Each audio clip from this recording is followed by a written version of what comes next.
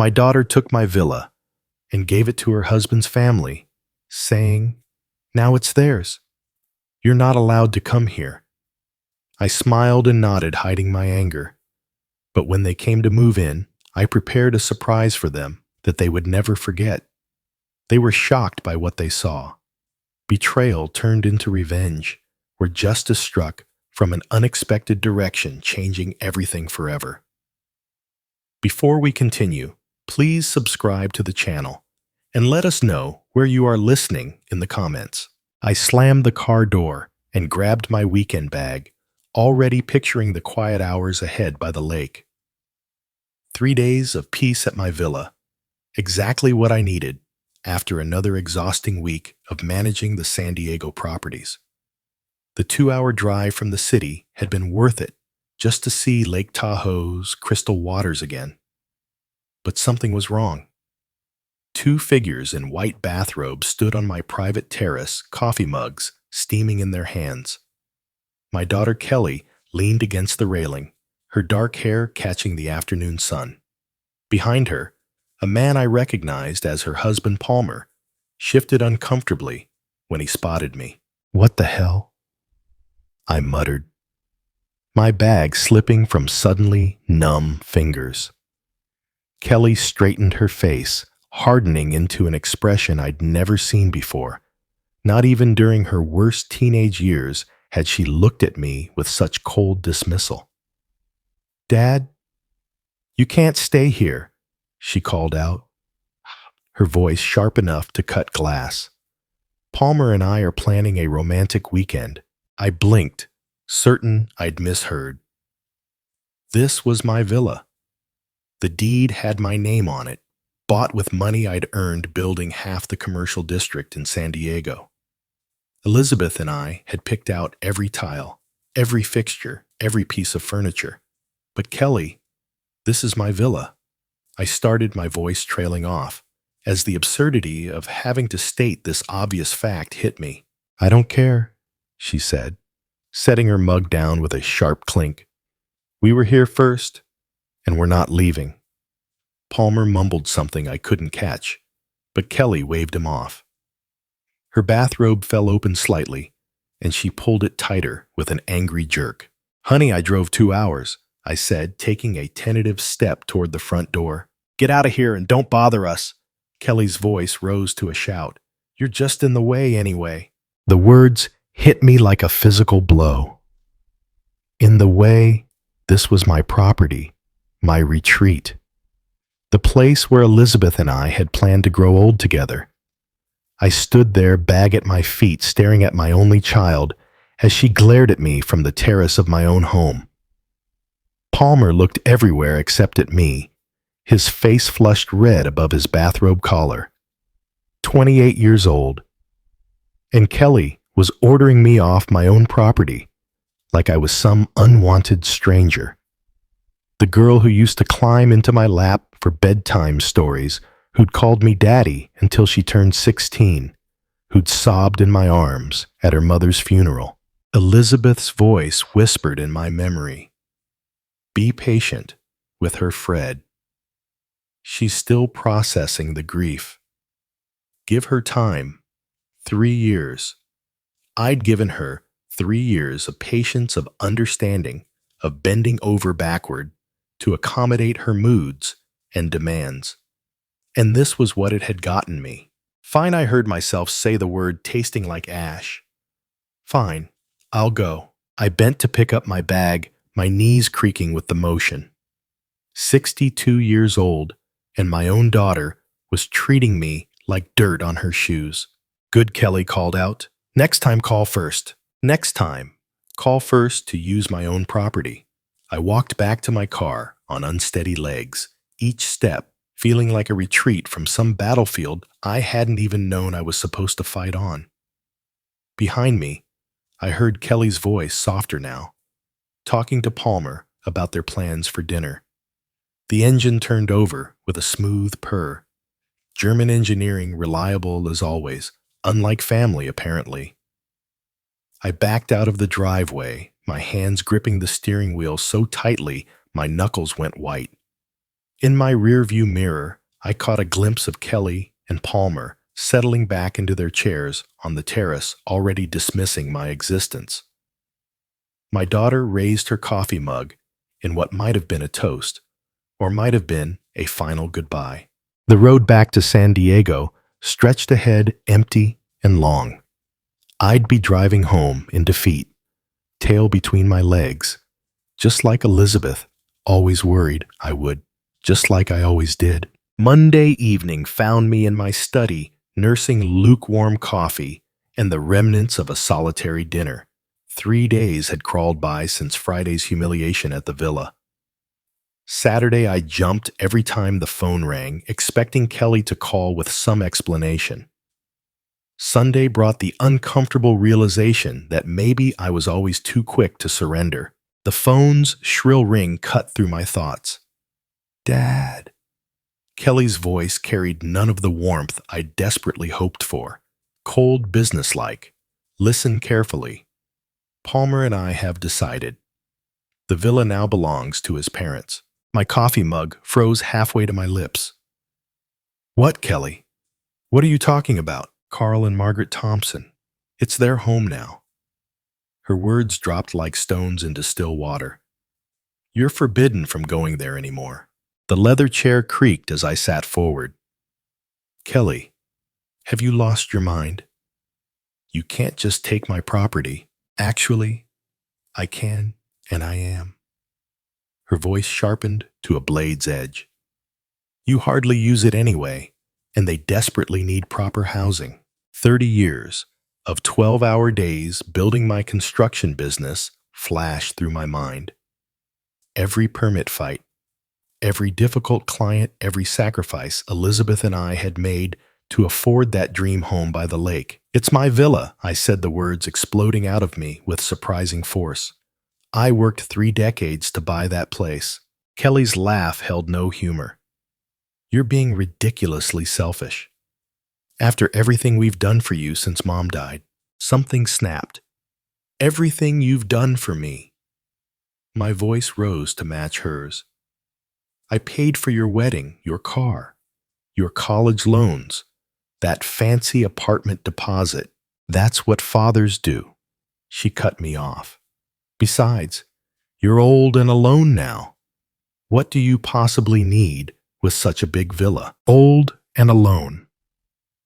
The phrase hit like a physical blow, but instead of crumpling, I felt something harden inside my chest. Elizabeth's gentle voice whispered from memory about patience, but Elizabeth had never heard her daughter speak with such calculated cruelty. Those are Palmer's parents, Kelly. Complete strangers to me.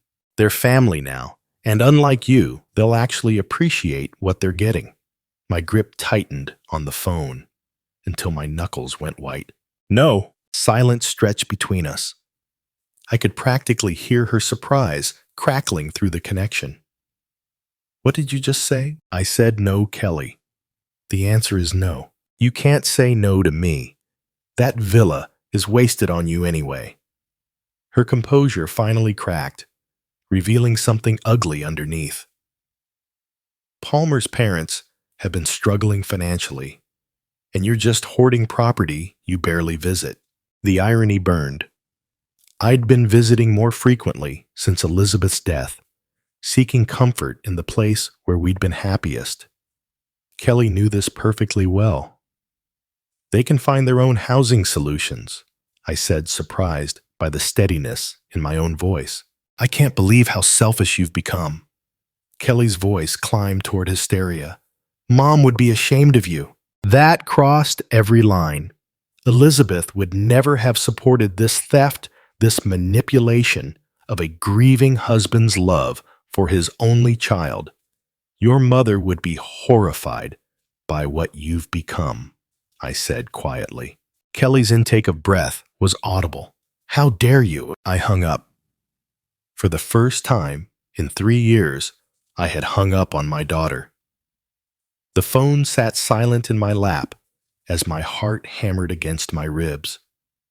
Outside, San Diego's evening traffic hummed its familiar rhythm. But inside my study, everything had changed. The phone rang again immediately. Kelly's name flashed on the display. I turned it off. Sleep remained elusive that night. I sat in my leather chair until well past midnight, replaying every word of Kelly's outrageous demand. The silence in my study felt different now, not peaceful, but charged with possibility. By morning, something fundamental had shifted inside me. Tuesday brought clarity with the sunrise. I made coffee, retrieved my laptop, and began researching property law with the methodical precision that had built my construction empire. California statutes, transfer requirements, documentation needs information I'd learned decades ago, but never imagined needing against my own daughter. The phone buzzed with text messages throughout the day. Kelly, of course. Dad, we need to talk about yesterday. Then, don't be stubborn about this. Finally, Palmer's parents are coming to see the villa this weekend. I deleted each message without responding. Wednesday morning. I drove to my attorney's office downtown. Marcus Chen had handled my business transactions for 15 years, a sharp mind wrapped in diplomatic courtesy. His corner office overlooked the harbor, floor-to-ceiling windows, framing sailboats that danced across the bay. Fred, Marcus rose from behind his mahogany desk, extending a firm handshake. Good to see you. How can I help? I settled into the familiar client chair, the leather still creaking, in exactly the same spot as always. I need to discuss property protection strategies. Marcus raised an eyebrow, but remained professionally neutral. Commercial or residential? Residential, the Lake Tahoe villa. I paused, choosing my words carefully. Someone is attempting to claim ownership rights they don't possess. Family member. The question hit like a diagnosis I wasn't ready to hear. Yes, Marcus nodded slowly, his expression growing more serious. That complicates things. Family disputes over property can get messy quickly. What are my options? Several. Marcus pulled out a legal pad, his pen already moving. First, we ensure your ownership documentation is ironclad. Second, we can establish additional protective measures, trusts, LLC structures, whatever makes sense for your situation. How quickly? Depends on complexity. Basic documentation review a few days. More sophisticated protection 2 to 3 weeks. I thought about Kelly's text message, Palmer's parents coming this weekend. I may not have that long. Marcus set down his pen, studying my face with the intensity that made him excellent at reading clients and juries alike. Fred is someone trying to force you off your own property. The question hung between us like an accusation. When I nodded, Marcus's professional demeanor hardened into something more personal. Then we start immediately. I'll need copies of all deeds transfer documents, anything related to the property's ownership history. I can have everything to you by tomorrow morning. Good. Marcus made another note. And Fred document everything: conversations, threats, attempts at coercion. Contemporary records matter in these situations. Threats, coercion, the legal terms for what my daughter had tried to do to me. The elevator descended toward the parking garage, each floor, marking my distance from the life I'd known just days ago. At the lobby level, my reflection caught, in the polished steel doors, a man who looked older than his 62 years, but with something new in his eyes. Determination. My phone rang as I reached the car. Kelly again. This time I answered. Finally. Her voice carried the sharp edge of someone accustomed to getting her way. We need to resolve this childish nonsense. The only nonsense, I said calmly, is your belief that you can steal my property. Steal, how dare you use that word with me? What would you call taking someone's home without permission? Kelly's pause lasted longer than usual. When she spoke again, her tone had shifted to something more calculated. Dad Palmer's parents really are struggling financially. Margaret lost her job last month, and Carl's pension barely covers their rent. A manipulation technique I recognized from her teenage years appealed to sympathy when demands failed. That's unfortunate, but it doesn't give them rights to my villa. You could be generous. Show some family spirit. Like the family spirit you showed me Friday at the villa. Another pause. We were surprised to see you there, at my own property. You should have called first. The circular logic was dizzying. Kelly, I'm not giving anyone my villa. That's final. Fine. Her voice cracked like a whip. But Palmer's parents are still coming to look at it this Saturday. They've already made travel arrangements. The line went dead. I stood beside my car phone, still pressed to my ear, listening to the dial tone. Above me, San Diego's afternoon sky stretched endless and blue. The same sky that had watched me build everything I owned through decades of honest work. Saturday was 4 days away. The dial tone continued its mechanical hum while I sat frozen in my leather chair phone, still pressed against my ear. Kelly's words echoed in the sudden silence. Palmer's parents are still coming to look at it this Saturday. Look at it as if my villa were already theirs. Slowly, I lowered the phone and set it on the side table next to my forgotten coffee mug. The liquid had gone cold hours ago, a thin film forming across its dark surface. Outside, San Diego's evening traffic provided its familiar soundtrack. But inside my study, everything felt different. How long had this been happening? When exactly had I stopped being Kelly's father and become her personal bank account? The memories came flooding back with painful clarity. Kelly's wedding 2 years ago, she'd called it needing help with expenses, but I'd written a check for $15,000 without even asking for a budget breakdown. The casual way she'd accepted it, like I was an ATM dispensing expected cash, rather than her father making a significant sacrifice. Then Palmer's car troubles, 8 months later. That we really need reliable transportation. Kelly had said, her voice carrying that particular tone I'd learned meant another request was coming. $25,000 for a brand new SUV purchased and delivered within a week. Palmer had shaken my hand with enthusiasm, but Kelly had barely looked up from her phone when I'd handed over the keys. Elizabeth's voice whispered from memory, "Be patient with her, Fred. She's still processing losing me." But Elizabeth had been dead for 3 years now, and Kelly's processing had morphed into something else entirely. Something that looked suspiciously like calculated exploitation of a grieving father's desperate need to maintain connection with his only child. I stood up from my chair legs, stiff from sitting motionless for too long. My study walls displayed decades of business achievements, awards, photographs with clients, framed contracts from major construction projects, evidence of a man who'd built an empire through careful negotiation and strategic thinking. So why had I become such a pushover in my personal life? The answer sat in a silver frame on my desk, Elizabeth's photograph taken during our last vacation to the villa.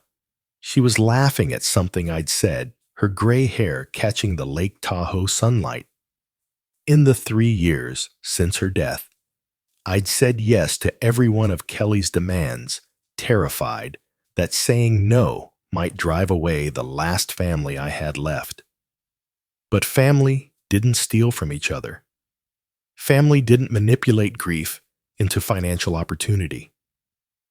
Kelly's graduate school expenses had totaled nearly $40,000 over 2 years. I'd paid every bill without question, even when she'd switched majors twice and extended her program. Her thank you calls had grown shorter and less frequent, eventually disappearing altogether, except when she needed something else. Pattern recognition, a skill that had served me well in construction bidding wars and contract negotiations. Apply the same analytical approach to Kelly's behavior, and the pattern became crystal clear. Each request had been larger than the last. Each expression of gratitude had been smaller. Each interaction had felt more transactional, less personal. I'd thought I was being a good father. Instead, I'd been training her to see me as a resource rather than a person. The wall clock chimed 8 hours, the sound sharp in the quiet room. Palmer's parents would arrive at my villa in 4 days, expecting to claim ownership of a property I'd spent 30 years earning. They'd probably brought measuring tape and furniture catalogs, already planning how to rearrange my life's work to suit their comfort. Elizabeth's advice about patience had been sound when Kelly was genuinely grieving. But grief didn't last 3 years. Grief didn't plot to steal property from the person who'd provided endless financial support. Grief didn't hang up on a father after demanding he surrender his home to strangers. This wasn't grief anymore. This was greed. I picked up Elizabeth's photograph, studying her familiar smile. She'd loved Kelly deeply, but she'd also been the disciplinarian in our household. Elizabeth would never have tolerated this level of disrespect, this casual dismissal of my rights and feelings. "What would you want me to do?" I asked her image quietly. The answer came immediately in my own voice rather than hers. Stop being a victim. Sleep proved impossible. I'd gone through my usual bedtime routine, shower teeth the sports section from Sunday's paper. But when my head hit the pillow at 11, my mind refused to quiet. Instead of sheep, I found myself counting days. Monday, April 28th. Tuesday, the 29th. Wednesday, Thursday, Friday, Saturday, Sunday, May 4th. 6 days. By midnight, I'd abandoned any pretense of rest. Lying flat on my back, hands clasped behind my head, I stared at the ceiling and let my mind work the problem like I used to work construction contracts. Break down the components. Identify the critical path.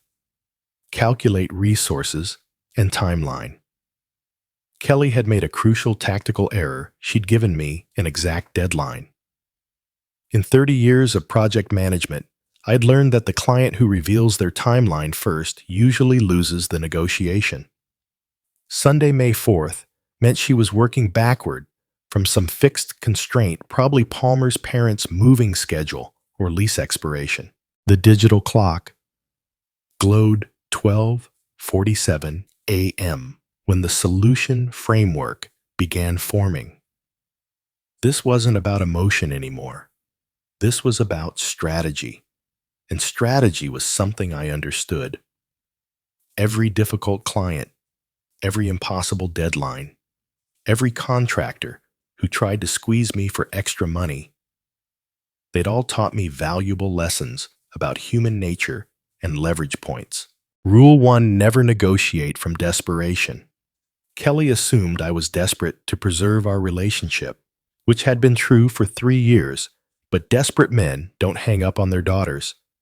Desperate men don't hire attorneys. Rule 2: information advantage wins deals. Kelly thought she knew everything about me, the grieving widower who couldn't say no to his daughter's demands. She had no idea about my conversation with Marcus Chen, no knowledge of the documentation review already underway. Rule 3: Timing determines everything. 6 days felt rushed from her perspective, probably leaving little room for contingency planning. From my perspective, 6 days was plenty of time to prepare something elegant. I thought about Frank Morrison, the developer who tried to muscle me out of the Harbor District project back in '98. Morrison had used intimidation tactics, threatening legal action, spreading rumors about my company's reliability. Sound familiar? I'd let him think his strategies were working, while quietly securing contracts with 3 of his biggest subcontractors. When his project timeline collapsed, I'd been ready with solutions at premium rates. The parallel was almost perfect. Kelly thought she was pressuring me into surrender. Instead, she was giving me time to build the perfect trap. My phone buzzed with a text message. Kelly again, of course. Dad Palmer's parents found a moving company for Sunday. Please don't make this harder than it needs to be. The presumption was breathtaking. She'd already arranged movers for my property. The sheer audacity actually impressed me from a business perspective. Always act as if the deal is already closed, even when you're bluffing. But I'd seen this move before. Tony Castellanos had tried the same tactic in 2003, showing up to my office with architectural plans for modifications to a property he didn't yet own.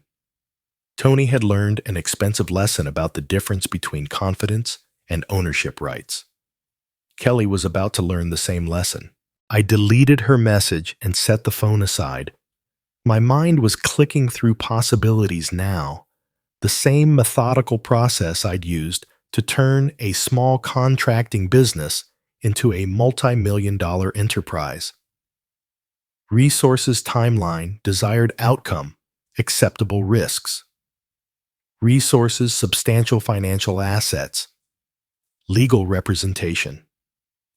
30 years of business relationships, and one crucial advantage Kelly didn't know about my neighbor Derek's technical expertise. Derek owed me a favor from last winter when I'd helped him deal with a flooding issue in his basement. Timeline 6 days to implement Sunday execution. Desired outcome complete reversal of Kelly's power position, not just stopping her theft, but ensuring she understood the consequences of treating me like a victim. The clock read 1:23 a.m. when I finally smiled in the darkness. Elizabeth used to say I had a ruthless streak that emerged when someone pushed me too far. She'd seen it with competitors who tried to undercut my bids through questionable tactics with suppliers who'd attempted to breach contract terms. "You're too nice 95% of the time," she told me once. But that other 5% is absolutely terrifying. Kelly had never seen that 5%. She was about to get a master class. By 2:00 a.m., the basic framework was solid. Tomorrow, I'd approach Derek about the technical aspects. Wednesday, I'd finalize details with Marcus. Thursday and Friday for preparation and positioning. Saturday night, I'd drive up to Lake Tahoe one final time as the accommodating father Kelly expected me to be. Sunday morning would bring a very different Fred Martinez to the villa, one she'd never met before. Tuesday morning brought the clarity that only decisive action can provide. I woke at 7:00, feeling more energized than I had in months. Showered, made coffee, and walked over to Derek's house at exactly 9:00. My neighbor answered the door in his usual work-from-home uniform, faded jeans, and a Silicon Valley startup t-shirt. Behind wire-rimmed glasses, his eyes held the slightly unfocused look of someone who'd been staring at code for hours. "Fred, everything okay?" Derek stepped aside, gesturing me into his home office where 3 monitors displayed lines of programming text. "Actually, I need your help with a creative technical project. I settled into the chair beside his desk, noting the impressive array of gadgets and cables that filled every surface. Derek's eyebrows lifted with immediate interest. What kind of project? You've definitely got my attention.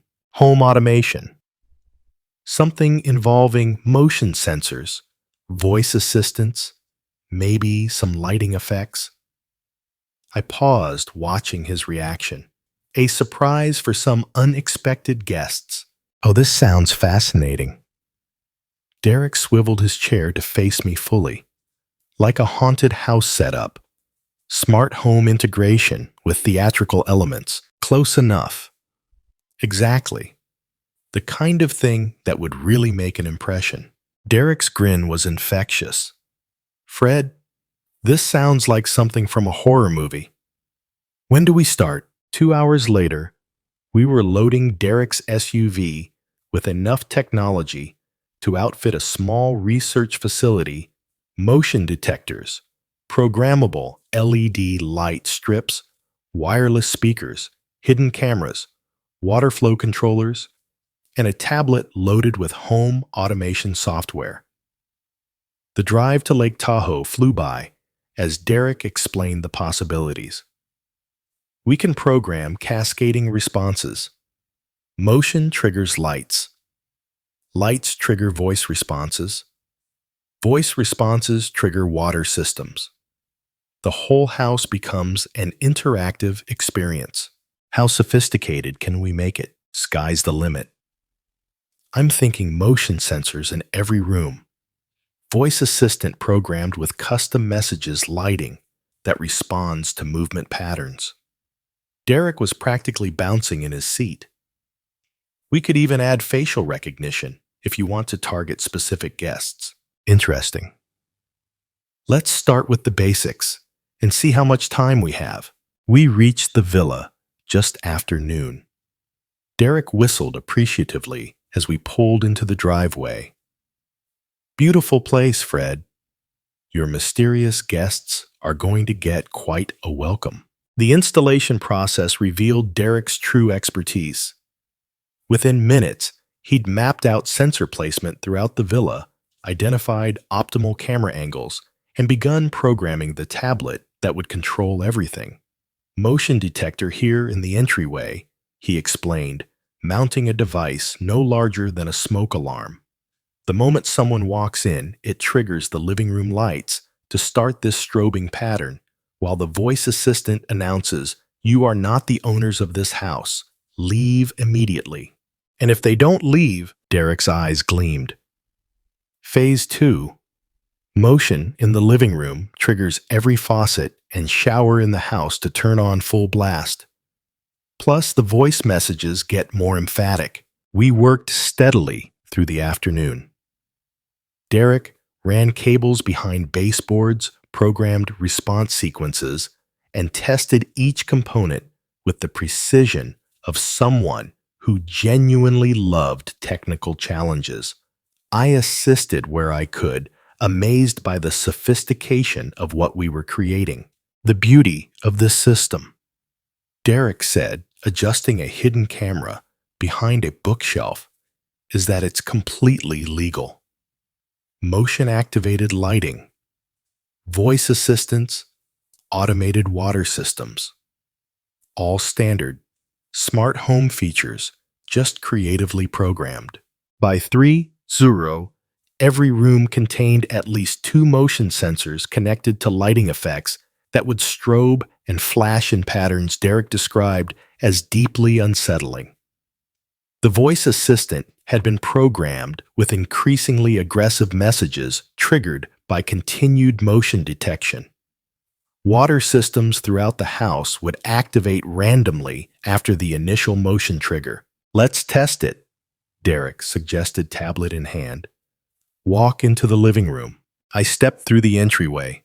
Immediately, lights began flashing in a disorienting pattern while the voice assistant proclaimed, "This property belongs to Fred Martinez. You are trespassing. Leave now." Derek appeared beside me, grinning broadly. Keep moving around. After 30 seconds of continued motion, every light in the house began strobing, while the voice changed to warning security system activated. Authorities have been notified. Vacate immediately. The sound of rushing water echoed from the kitchen and bathrooms as faucets turned on automatically. Brilliant, I said, genuinely impressed. Absolutely brilliant. Derek shut down the test sequence, looking enormously pleased with himself. The system has battery backup, so they can't just flip the main breaker. And everything's controlled remotely through your phone. You can monitor the cameras, adjust settings, even activate manual overrides. As we packed up our tools, Derek's curiosity finally got the better of him. So, when exactly are these mysterious guests arriving? Sunday morning, and they're really not expecting this. I thought about Kelly's text message, arranging movers for my property. Let's just say they're planning to make themselves very comfortable in my home. Derek's laughter echoed across the empty villa. Well, they're definitely going to get a warm welcome. Wednesday morning brought Derek to my door at 8:30. Arms full of equipment I hadn't seen the day before. His eyes sparkled with the fervor of someone who'd spent the night dreaming up improvements to an already impressive system. I had some ideas, he announced, hefting a compact projector and speaker array. What if they try to shut off the main power? Good question. One I'd been mulling over during my own restless night. What do you suggest? Industrial batteries hidden in the basement. Enough juice to run everything for a week. Derek's grin was infectious. Plus, I brought projectors for wall effects, dancing shadows, moving figures. This is going to be legendary. The drive to Lake Tahoe passed quickly as Derek outlined his enhancements. Motion-triggered projections of ghostly silhouettes, sound systems that would whisper from hidden speakers throughout the house, backup power supplies that would make the villa virtually impossible to shut down. Your mysterious guests, Derek said as we pulled into the villa's driveway, are going to think they've walked into a haunted house movie. Perfect. We worked with focused intensity throughout the morning. Derek installed projectors in the main rooms, programming them to cast moving shadows across walls and ceilings. The effect, even in daylight, was genuinely unsettling dark figures that seemed to pace behind the furniture shapes that flickered just beyond peripheral vision. The beauty of this setup, Derek explained while calibrating a wall-mounted unit, is psychological impact. The human brain tries to find patterns in random stimuli. These projections will make them see things that aren't really there. Meanwhile, I focused on the audio enhancements. Derek had brought professional-grade speakers, barely larger than smoke detectors, which he positioned throughout every room. The sound library he'd assembled was impressively disturbing. Footsteps in empty hallways, whispered voices, creaking floorboards, wind that seemed to blow through closed windows. The system will layer these sounds randomly, Derek noted, fine-tuning the audio levels. Sometimes just one effect, sometimes multiple sounds, overlapping keeps them guessing what's real. By noon, we'd transform the peaceful villa into something that belonged in a psychological thriller.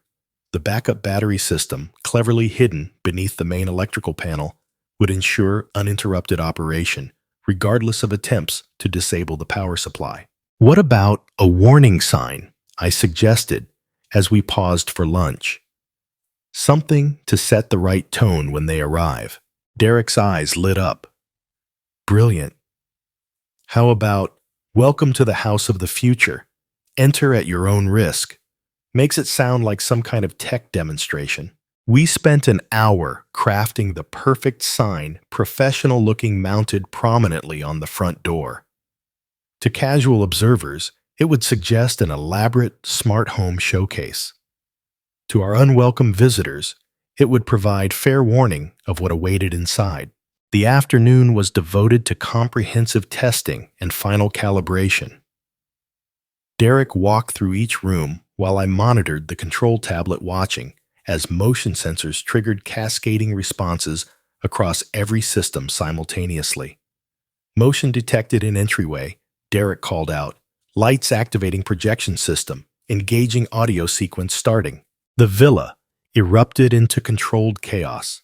Strobe lights pulsed in disorienting patterns, while ghostly shadows danced across walls. The voice assistant announced its stern warning about trespassing, while eerie whispers seemed to emanate from empty corners. Water began flowing from faucets and showers throughout the house. How long will this sequence run? I asked, genuinely impressed by the coordination. Continuously, while motion is detected with 30-second intervals if they try to hide or stay still. Derek beamed with professional pride. The system assumes anyone remaining inside is either authorized or stubborn. It adjusts accordingly. We conducted final tests in every room, ensuring seamless integration between all components. The projectors synchronized perfectly with sound effects. Motion sensors covered every possible path through the house. The backup power systems remained invisible, yet accessible for maintenance.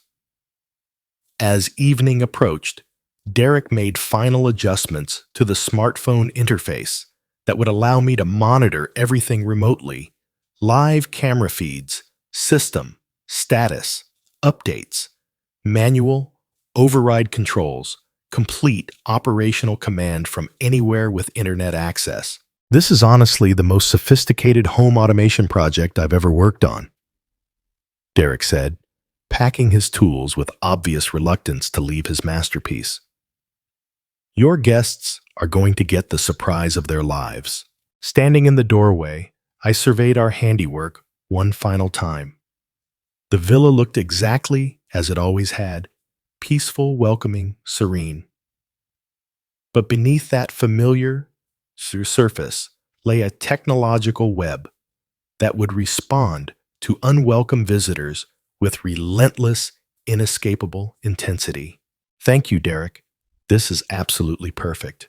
Derek's laughter echoed across the empty villa as we locked up and headed to our cars.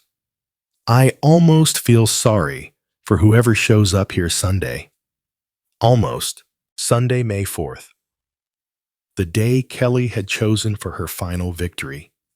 I positioned myself in my study at 2 Hiri Sharp 3 monitors, glowing with camera feeds from the villa. The peaceful afternoon at Lake Tahoe looked deceptively serene through the high-definition lenses Derek had installed throughout my property. Birds moved between pine trees. Sunlight sparkled on the lake's surface. No hint of the technological web waiting beneath the villa's innocent facade. My phone lay beside the keyboard, its screen showing the home automation app that controlled every system Derek and I had so carefully integrated. Motion sensors, armed audio systems, ready lighting arrays, programmed water controls, activated projection systems loaded with their unsettling choreography. Everything had tested perfectly during our Wednesday completion run. Now came the real performance. At 2:28 p.m., a dark blue minivan appeared on the approach road camera, exactly as Kelly had promised. My daughter's punctuality had always been one of her more reliable traits. Useful in school, devastating in manipulation, and perfect for revenge planning. Right on schedule, I murmured, adjusting the monitor angle for optimal viewing. The vehicle pulled into my driveway with casual confidence, as if the occupants owned every stone in the path. Kelly emerged from the passenger side, first her dark hair catching the afternoon light as she stretched and surveyed what she clearly believed was now her family's property. Palmer climbed out from behind the wheel, already moving to help his parents with their luggage. Carl and Margaret Thompson looked exactly as I'd imagined, retirement-aged, slightly weathered, but moving with the eager anticipation of people who'd just received an unexpected gift. Margaret clutched a large purse and what appeared to be house slippers, ready to make herself comfortable in someone else's home. They gathered at the back of the minivan, unloading suitcases and boxes with the efficiency of a permanent relocation. Not a weekend visit, not a temporary arrangement. A complete takeover of my villa executed with the casual confidence of people who believed their victim was too weak to resist. Kelly pointed toward the front entrance, speaking animatedly to her in-laws. Even through the camera, her body language radiated triumph and authority. Palmer nodded along, occasionally glancing up at the villa's windows, as if mentally cataloging which rooms his parents might prefer. They approached my front door as a unified group, 4 people absolutely certain of their right to claim my property. Margaret walked slightly ahead of the others, her posture suggesting someone prepared to take charge of household arrangements immediately. Then they reached the warning sign. Derek's professionally mounted placard stood prominently beside the entrance. Welcome to the house of the future. Enter at your own risk. The lettering was clear, the message unmistakable, the warning legally sufficient. Margaret stopped first, her face darkening as she read the sign. Her voice carried clearly through the audio pickup Derek had positioned near the entrance. What is this nonsense? Who put this ridiculous thing up? Carl joined her, squinting at the sign with obvious irritation. Probably some prankster kid. Just ignore it, Maggie. Kelly's laughter was sharp and dismissive. Oh, that's just Dad being weird. He probably thought it was funny or something. Don't worry about it at all. Palmer shrugged, already reaching for the door handle. The old man's always been a little eccentric. Right, let's just get inside. But Margaret wasn't finished. Her face flushed with indignation as she grabbed the sign's mounting bracket and yanked it free from the wall with surprising strength. The professional installation Derek had spent an hour perfecting came apart in seconds, the placard clattering to the ground. There, Margaret declared, kicking the fallen sign aside. I won't have some silly warning ruining our first day in our new home. Kelly applauded. Perfect. You're absolutely right, Margaret. This is your house now. Through my monitors, I watched them step over the destroyed warning sign and approach my front door. 4 people who had just demonstrated complete disrespect for my property, my message, and my right to set boundaries in my own home. Fair warning given. Fair warning rejected with contempt. Palmer inserted the key Kelly had obviously provided, probably copied from the spare I'd trusted her with years ago. The lock turned smoothly, the door swung open, and my daughter led Palmer's parents across the threshold of my villa like a conquering general claiming territory. Make yourselves completely at home, Kelly announced, her voice echoing through the entryway. This place is yours now. Margaret's delighted gasp was audible through the speaker system. Oh, it's even more beautiful inside, Kelly. I can't believe how easy this was. Some people are just natural pushovers. The motion sensors registered their presence immediately, red indicators lighting up across my monitoring system. 4 targets inside the villa. Systems armed and responsive. All technological elements ready for activation. I leaned back in my leather chair, finger hovering over the smartphone screen that would begin their education in respect for other people's property. Not yet. Let them get comfortable first. 10. Hundre arrived with the precision of a Swiss timepiece. Through the bedroom camera feed, I watched Kelly and Palmer settle into sleep in what they believed was their master bedroom. The guest room monitor showed Carl and Margaret, already unconscious, exhausted from their day of claiming my property. Perfect timing for their technological awakening. My finger hovered over the master activation control Derek had programmed into my smartphone. One touch would unleash every system we'd so carefully integrated throughout the villa. Motion sensors, armed audio sequences, loaded projection systems, ready water controls prepared. Time for my daughter to understand the difference between a victim and a strategist. I pressed execute. The transformation was instantaneous and magnificent. Every light in the villa began strobing in coordinated patterns, rapid flashes of red, blue, and white that turned the peaceful bedrooms into disorienting disco environments. Simultaneously, water erupted from every faucet, every shower creating a thunderous symphony of rushing liquid throughout the house. Kelly bolted upright in bed, her silhouette visible against the chaotic lighting. Palmer scrambled beside her, both of them, shouting questions that couldn't be heard over the technological assault. Then the voice assistant joined the performance. Attention unauthorized intrusion detected the announcement boomed from hidden speakers throughout the villa. You are not the owners of this house. Leave the premises immediately. Through the guest room camera, I watched Carl and Margaret stumble from their bed in terror. Margaret's scream was clearly audible through the audio feed as dancing shadows began projecting across the walls, ghostly figures that seemed to gesture and move with supernatural purpose. Carl, do something, Margaret's voice cracked with panic. I don't understand what's happening, Carl, replied, his words barely audible over the rushing water and strobing lights. The beauty of Derek's programming became apparent as the systems cascaded in perfect coordination.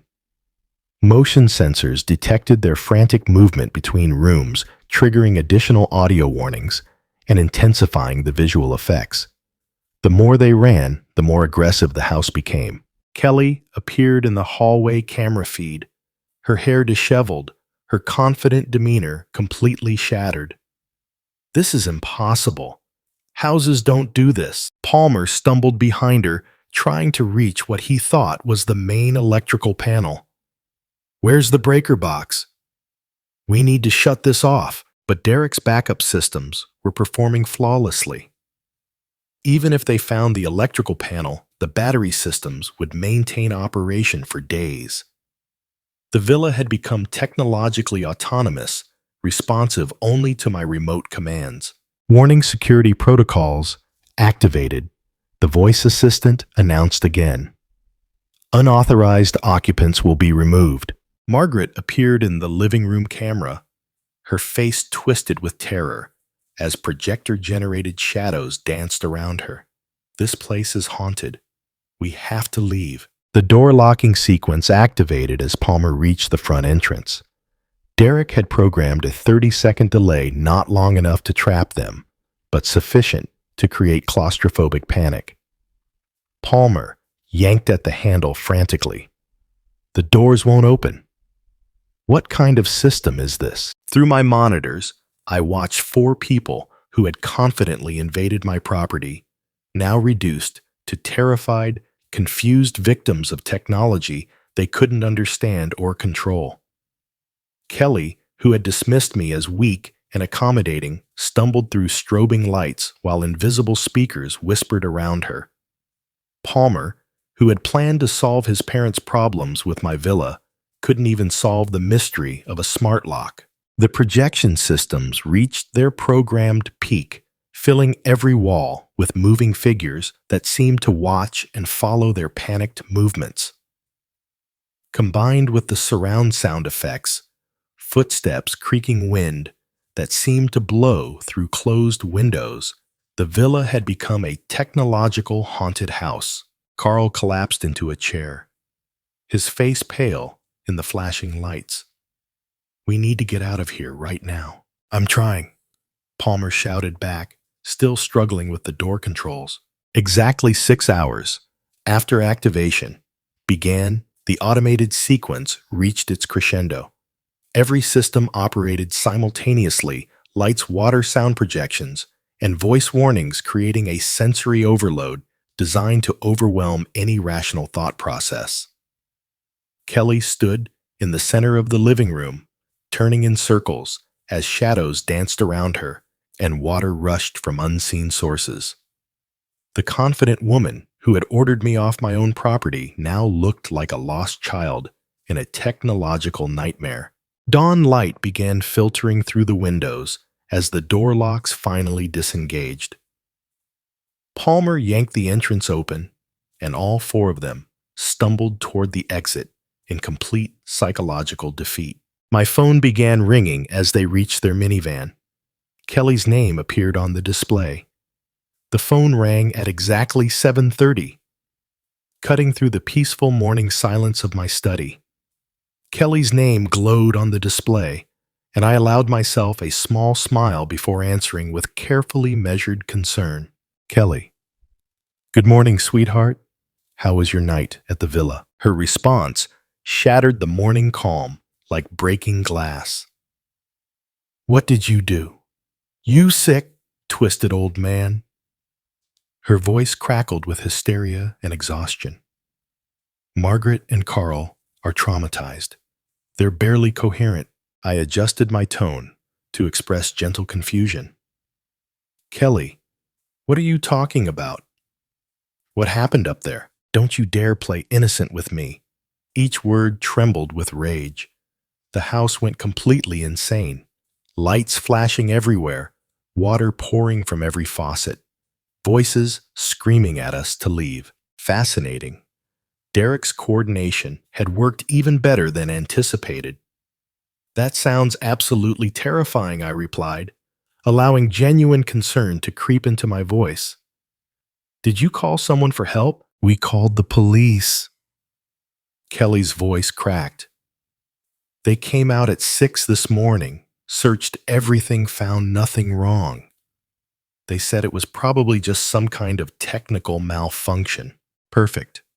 The beauty of smart home technology, completely legal, utterly deniable. Well, that's a relief. I said reasonably. At least you know there wasn't any real danger. Real danger. Kelly's scream was so loud, I had to hold the phone away from my ear. We didn't sleep for 8 hours. Carl collapsed twice. Margaret won't stop crying. I made sympathetic clicking sounds. I'm so sorry. You had such a frightening experience. These modern electronic systems can be very unpredictable. Stop mocking us. The desperation in her voice was almost musical. This wasn't some random malfunction, and we both know it. Kelly, I'm genuinely concerned about you. You sound extremely stressed. I paused, then added with perfectly calibrated innocence. Maybe the house just doesn't like strangers staying there. The silence stretched for 10 seconds. When Kelly spoke again, her voice had dropped to a dangerous whisper. I know this was you. Somehow, some way you orchestrated this whole nightmare. Me. I laughed gently. Kelly, I was here in San Diego all night. How could I possibly control systems at the villa from 200 miles away? You're some kind of tech genius now, is that it? Actually, Derek was the tech genius, but I saw no reason to enlighten her about my collaborative advantages. Sweetheart, I can barely operate my television remote. You know that. Kelly's breathing grew ragged as she grappled with the impossibilities of proving her suspicions. The police said everything appeared to be functioning normally when they arrived. There you go. Must have been a power surge or something.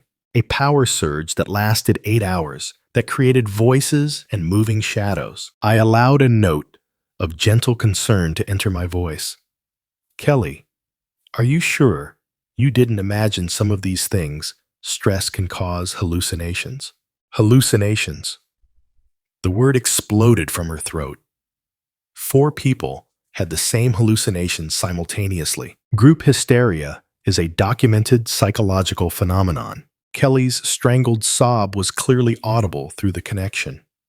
For 3 years, I'd been the one making desperate phone calls, begging for understanding, receiving dismissive responses.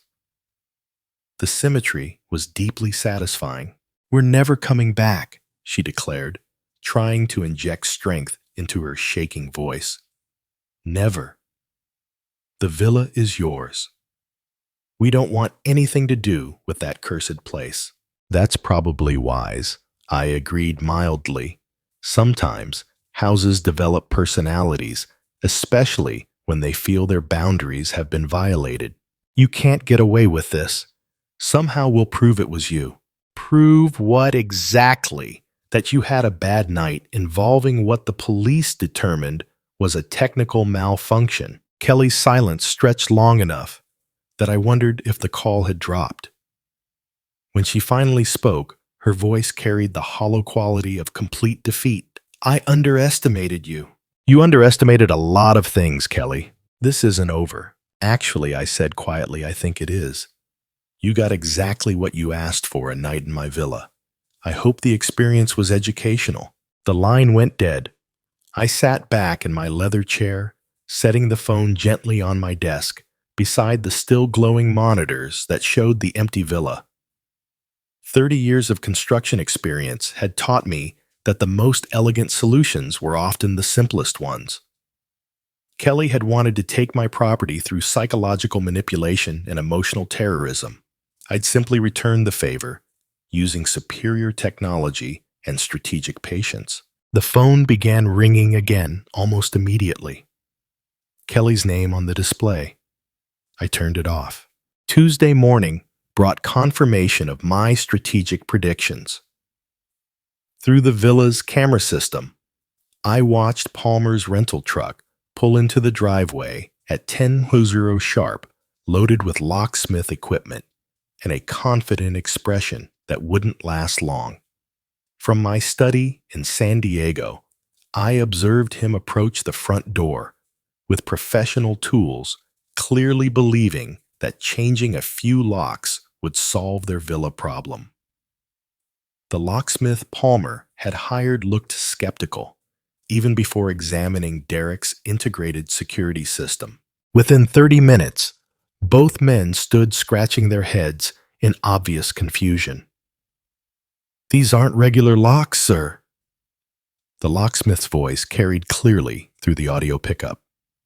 "They're integrated smart home systems, biometric scanners, wireless connectivity, backup power supplies." Palmer's face darkened as he studied the sophisticated hardware. "Can't you just replace them anyway?" "Not without reprogramming the entire security network." The locksmith packed his tools with the efficiency of someone eager to leave. "That's way beyond my scope. You'd need a tech specialist who understands home automation systems." And Derek Collins was the only such specialist within 200 miles who had intimate knowledge of this particular installation. I made a mental note to thank him again for his thorough work. Palmer stood alone in my villa's entryway after the locksmith drove away, his shoulders sagging with the weight of tactical defeat. Through the camera, I watched him kick futilely at the doorframe before returning to his truck for the long drive back to San Diego. The rest of my Tuesday passed in pleasant anticipation. Kelly would receive Palmer's failure report around 4:00. By evening, desperation would drive them to my doorstep for a final confrontation. 30 years of managing construction projects had taught me to recognize when opponents realized they were outmaneuvered. 8:00 brought the sound of car doors slamming in my driveway. Through the window, I observed Kelly and Palmer approaching my front door with the aggressive posture of people who had exhausted rational options. Kelly's first knock rattled the doorframe. "Open up. We need to talk." I opened the door calmly, noting Kelly's flushed face and Palmer's clenched fists. "Good evening. How was your day?" Cut the innocent act. Kelly pushed past me into my entryway. Palmer couldn't change the locks because you've turned the villa into some kind of high-tech fortress. Smart home security is becoming quite popular, I observed mildly. Very effective against unauthorized access. Palmer stepped closer, trying to use his height for intimidation. Either you stop this ridiculous game and give us the villa, or forget you have a daughter. Is that supposed to be a threat or a promise? Kelly's eyes blazed with fury. We'll find a way to prove your guilt in court. We'll sue you for harassment, for emotional distress, for everything. Based on what evidence? A police report that found no illegal activity. You know what you did. Kelly's voice cracked with frustration. Somehow, you orchestrated that whole nightmare and we'll prove it. I leaned against my doorframe, completely relaxed. Prove that you experienced what the police determined was a technical malfunction. Good luck with that. Palmer tried a different approach. Look, Fred, be reasonable. You're old and alone. What do you really need with such a big villa? The exact words Kelly had used during our phone confrontation. They really had no original material. Interesting perspective from people who tried to steal my property without permission. Kelly's control finally snapped completely. Fine. You want to play hardball? You'll never see any grandchildren. When I have kids, they'll never know their grandfather existed. You'll die alone and forgotten, just like Mom. The cruelty of invoking Elizabeth's memory should have wounded me. 3 years ago, it would have sent me into tearful apologies and desperate bargaining. Now, it simply confirmed what I'd already concluded about my daughter's character. The same way you forgot to ask permission before giving away my villa. This isn't over. Kelly's voice rose to a shriek. We'll destroy you. We'll ruin your reputation. Turn everyone against you. By the time we're finished, you'll wish you'd just given us the villa.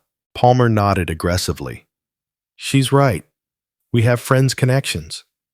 We'll make your life miserable. I studied their faces with clinical detachment. Kelly, the daughter I'd raised and sacrificed for now, promising to destroy me for refusing to surrender my life's work.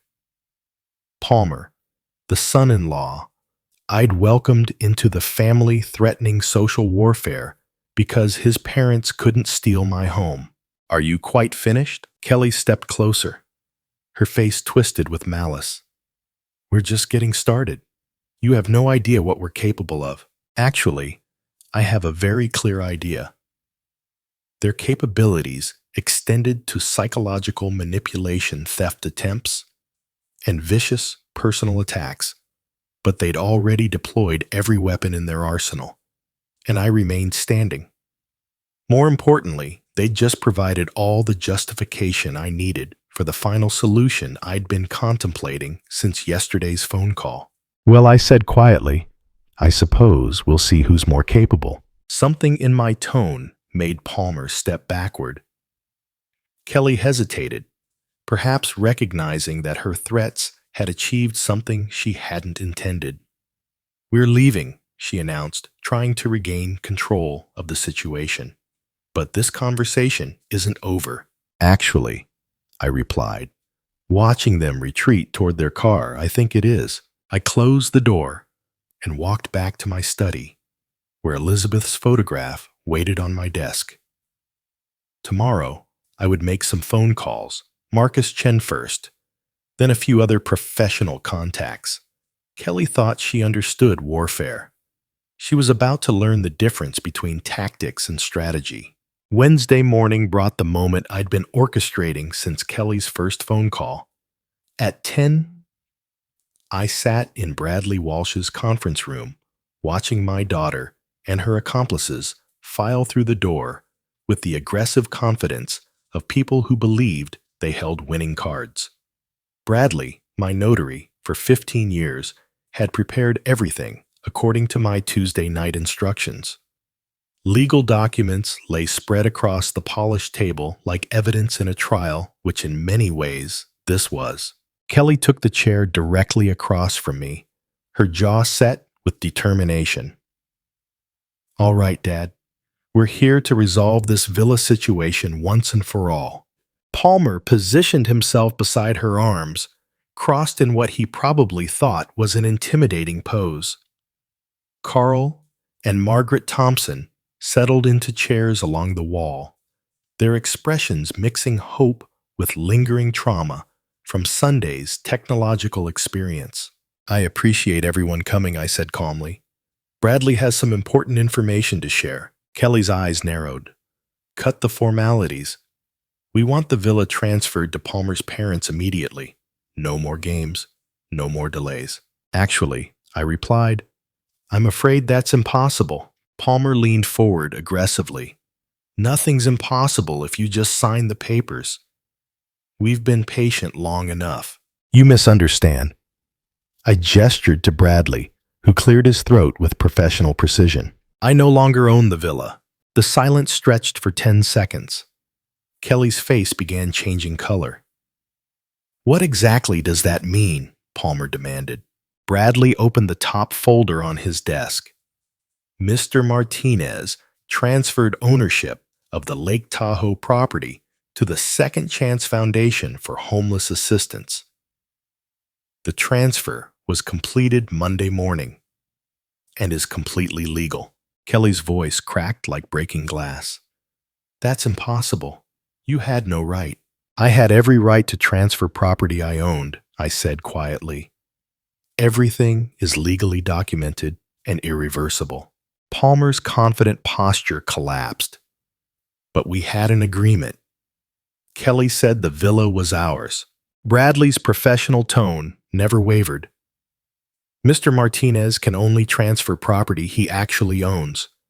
The foundation owns the villa now. Kelly shot to her feet, her chair scraping against the floor.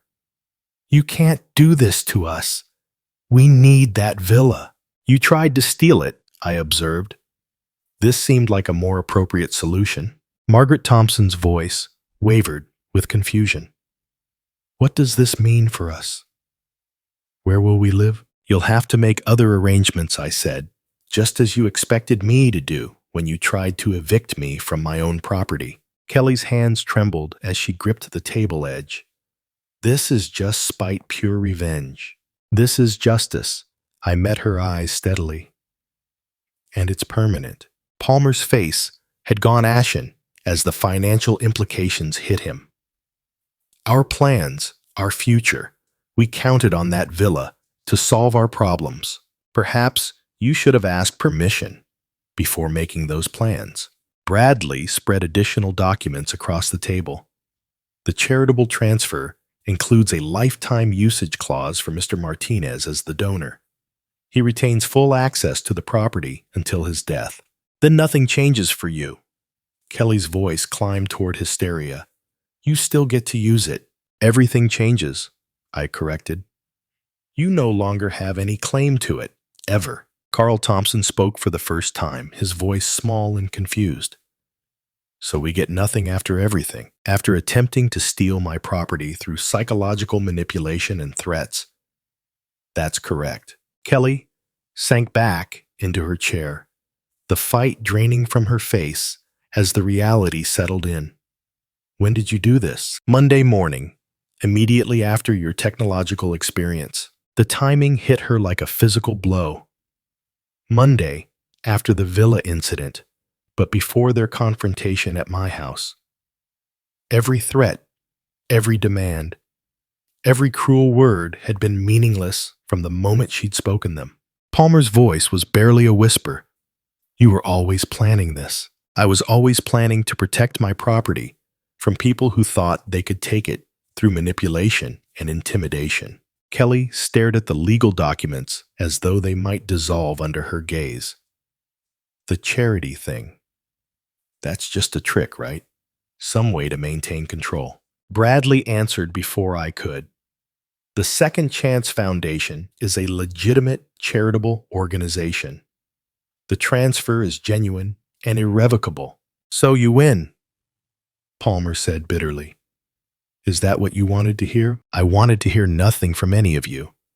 But since you insisted on this conflict, yes, I win. Kelly's composure finally cracked completely. You've destroyed our future. Palmer's parents have nowhere to go. They can go anywhere except my villa. Margaret Thompson began crying quietly. Carl patted her shoulder with the helpless gestures of a man who'd never understood how they'd arrived at this moment. Kelly stood on unsteady legs, her confident aggression replaced by hollow defeat. Come on, there's nothing left to discuss. As they filed toward the door, I called out one final observation. Kelly, she turned back, her face a mask of exhaustion and rage. Next time you try to manipulate someone, remember that business experience beats emotional terrorism every time. The door closed behind them with a soft click. Bradley and I sat in comfortable silence, surrounded by the legal documents that had just ended a war I'd never wanted to fight. Masterfully planned, Fred Bradley said finally. 30 years of construction contracts taught me to always have an exit strategy. I gathered my copies of the documents and walked toward the door. Time to drive up to Lake Tahoe and enjoy my villa in complete peace. Thursday morning brought the first sunrise in 3 years that I could watch without fear, anger, or defensive calculation. I drove to Lake Tahoe through California's spring landscape, feeling something I'd almost forgotten existed: simple contentment. The villa welcomed me with the silence of a house that belonged once again entirely to its rightful occupant. I used my key without checking over my shoulder, entered without listening, for hostile voices walked through the rooms that held memories of recent technological warfare, but felt somehow cleansed. My first task was restoration. Derek's cameras came down easily, their sophisticated mounting hardware yielding to basic tools and determined purpose. Motion sensors, voice assistants, projection systems, each component of our elaborate revenge theater got carefully packed into boxes for return to my helpful neighbor. Within 2 hours, the villa had returned to its natural state. No blinking lights, no hidden microphones, no technological defenses monitoring invisible approaches, just a house by a lake owned by a charitable foundation, occupied by a man who no longer needed to protect himself from his own family. I made coffee using the same machine that had witnessed Sunday's chaos, then carried my mug to the terrace where Elizabeth and I had shared countless peaceful mornings.